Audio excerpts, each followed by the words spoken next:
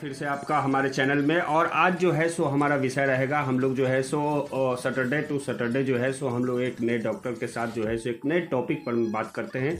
जो बीमारियां आज देखने को मिल रही है महिलाओं में जो है सो एक्टोपिक प्रेगनेंसी के बारे में आज हम लोग बात करेंगे कि आखिर ये एक्टोपिक प्रेगनेंसी क्या है और क्या कुछ इनके सिम्टम्स होते हैं और कैसे इनसे बचा जा सकता है। मैम बताइए क्या कुछ कहना चाहिए इस डिजीज के बारे में।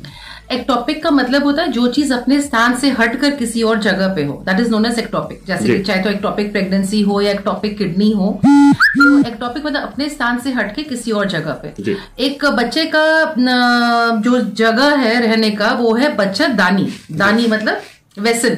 सो जो बच्चा बच्चेदानी में न रहकर वो ट्यूब में, ओवरी में, एब्डोमेन में या किसी और अन्य स्थान पे अगर वो इम्प्लांट हो जाए।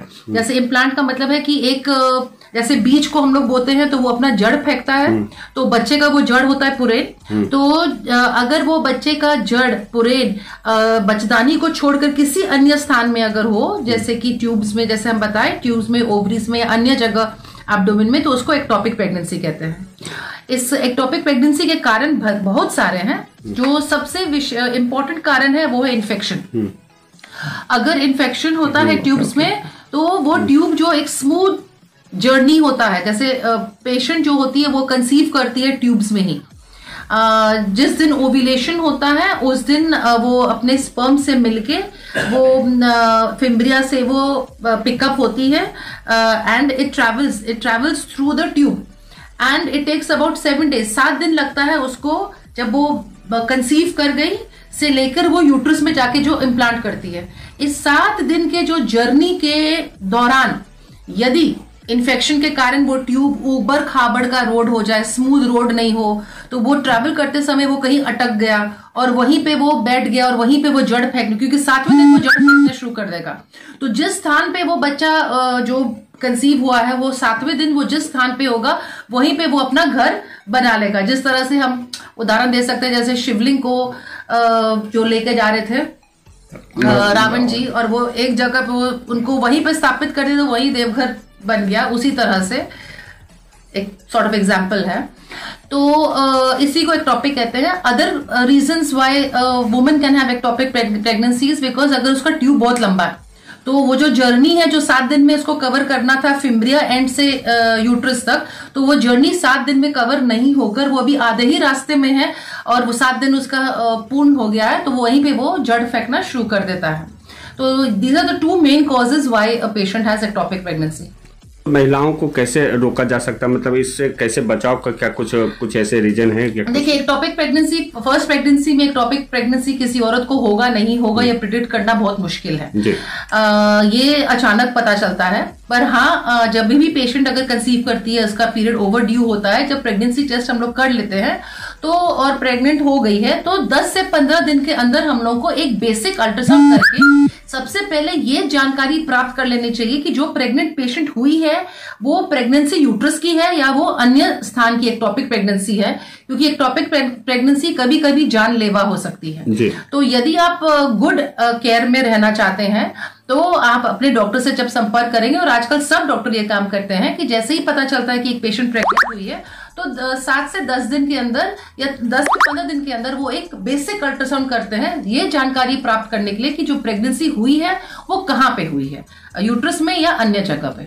मैम, इस आपके बातों से तो ऐसा लगता है कि इससे ज्यादा खतरे वाली बात नहीं है, लेकिन कभी कभी जो है सो इस एक्टोपस ये जो प्रेगनेंसी है ये घबराने वाली भी बात होती है। तो अगर मान लीजिए इस तरीके का पेशेंट आता है या ऐसा हो जाता है, आप लोगों को पता चलता है कि हाँ ऐसा है, ऐसा सिम्टम्स है, तो उससे बचने के लिए क्या कोई मेडिसिन है या कुछ?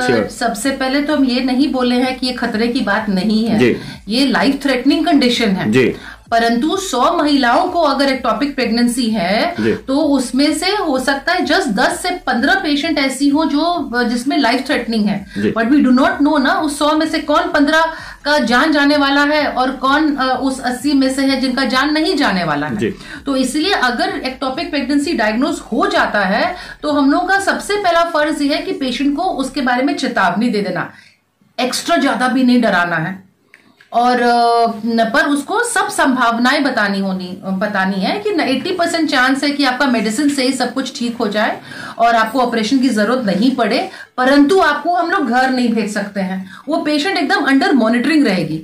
She has to be monitored and monitored how, एक तो पेन देखना है। अगर पेशेंट अचानक अक्यूट पेन बोले, क्योंकि अगर वो रप्चर करता है एक्टोपिक प्रेगनेंसी और अचानक ब्लीडिंग होने लगता है, जो पेट के अंदर होता है वो दिखता नहीं है। यदि बाहर का ब्लीडिंग हो तो कोई भी अन्य व्यक्ति भी समझ जाएगा कि नहीं मेरे को बहुत ब्लीडिंग हो रहा है, मुझे डॉक्टर के पास जाना है। पर पेट के अंदर छुपा हुआ ब्लीडिंग उसको पता ही नहीं चलेगा, उसको बस एक ही चीज एहसास होगी, अक्यूट पेन, बहुत दर्द हो रहा है।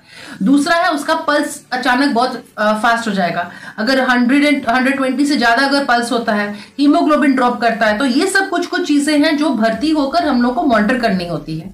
बहुत मरीज लोग बोलता है मैडम हम तो कुछ कर ही नहीं रहे हैं, बस बैठे हुए हैं, आप क्यों भर्ती की हुई है?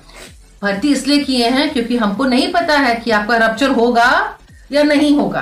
आपको यदि हम घर भेज दें और रप्चर हो जाए, और जब तक आप क्लिनिक आपको अटेंड करते हैं, हम लोग ब्लड अरेंज करते हैं या ऑपरेशन की तैयारी करते हैं, तब तक हो सकता है कि जान ही हाथ से निकल जाए।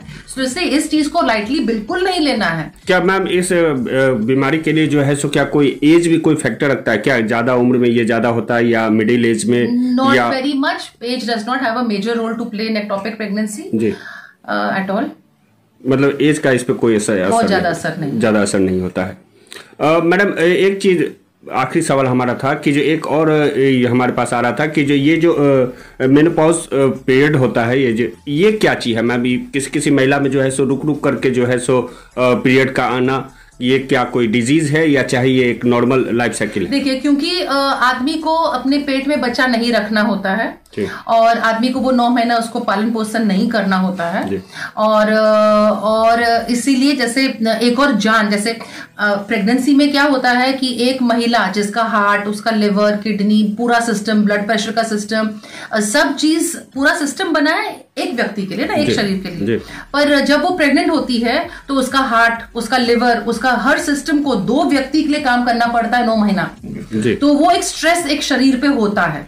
इसलिए कुदरत सबसे जो वंडरफुल चीज है, कुदरत ने बहुत सुंदर से ये चीज बनाई है कि जब लड़की बहुत छोटी है, जस्ट पैदा हुई है, 2 साल की है, 10 साल की है, वो अभी प्रेगनेंसी को झेलने लायक उसका शरीर अभी बना नहीं है, अभी खुद ही वो बहुत कोमल है, इसलिए भगवान ने मेंस नहीं दिया जी। जब वो शरीर उस लायक बन जाता है कि हाँ अब ये शरीर 2 जान का पालन कर पाएगा, तो मेंस शुरू होता है। मतलब अब आप प्रेग्नेंट होने के लिए आपको सिग्नल मिल गया है, now you can be pregnant.